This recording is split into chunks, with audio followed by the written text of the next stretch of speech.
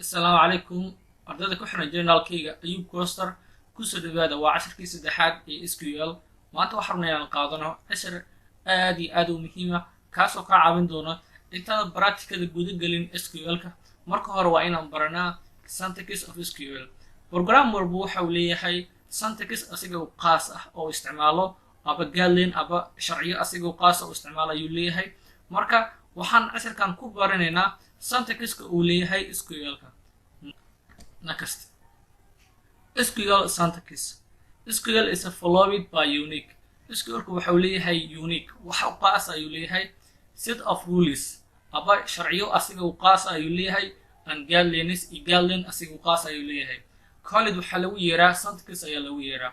SQL-ka waxa uu leeyahay rules aba guideline uu qaas oo unique ah ayuu leeyahay.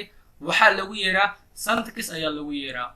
waxaan ognahay program walba inuu leeyahay syntax asiga u qaas inuu leeyahay oo isticmaalo iyo rules aba guideline uu leeyahay marka SQL-kana wuxuu leeyahay rules iyo guideline uu qaas ayuu leeyahay this tutorial gives waxaan kugu siinayaa tutorialkan quick start with SQL-kina si dhaqso ku bilowdo by listing anaga kugu taxino all the basic SQL syntax dhammaan basic uu leeyahay syntax-ka SQL-ka ayaan halkan kugu taxinaa All SQL statements start with any keyword.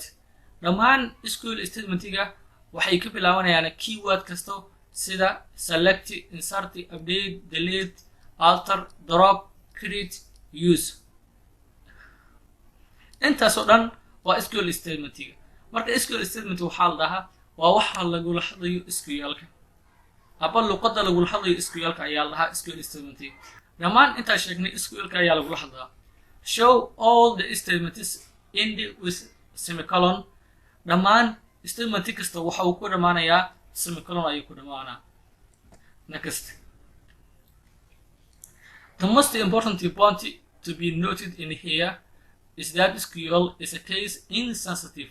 Point ugu muhiimsan halkan kugu sheegay wuxuu yahay SQL-ka inuusan ahayn sensitive inuusan ahayn. Insensitive macnaheedu waxay tahay not sensitive. Which means waxa laga wadaa insensitive waxa laga wadaa mataqana and which means waxa laga wadaa select and select have the same meaning hadii aad select u qorto far waaweyn iyo far yaris waa isku mid hal macna ay leeyihiin SQL-ka marka lagu dhahayo sensitive ma aha marka macnaheedu waa kaas select da far waaweyn ku qorto iyo select da far yaris ku qorto waa isku mid insert da far waaweyn ku qorto far yaris ku qorto waa isku mid markii laga hadlayo in SQL statement markii laga hadlayo waa Next. Semicolon after SQL statements. SQL statements-ga kabacdi waxa ugu dambeeyo semicolon. Some database systems require semicolon. Database qaar oo systemka waxay u baahan yihiin semicolon ay u baahan yihiin. At the end of each SQL statement, mid kasto SQL statement-ga wuxuu u baahan yahay semicolon inuu ku dhamaado. Semicolon is standard. Semicolon-ku waa standard waa wax la isla yaqaano way habka to separate oo kala soocayo each SQL statement. SQL statement kasta in database system-ka ay wuxuu kala soocayaa that allows wuxuu ku ogolaanayaa more than one SQL statement. Hal SQL statement ka badan to be executed inaad kiciso in the same call to the server. Server-ka inaad hal meel ugu yeerto. Macnaheedu waxay tahay wuxuu kala soocayaa SQL statement ayuu kala soocayaa. Maxaa yeelay haddii arabto inaad qorto hal ka badan SQL statement inaad qorto aad u baahan tahay statement-ka koowaad ka qorto waxaad ku dambaysiinaysaa semicolon markii aad ku dambaysiiso ka bacdi ayaad waxaad ku xijinaysaa statement kale ayaa ku xijinaysaa markaas waxa waaye statement-yaal badan ayaa waxa ku qortay hal meel ayaa ugu yeeraysaa hal meel ayaa ka kicinaysaa marka semicolon-ka faa'iido badan ayuu leeyahay Next.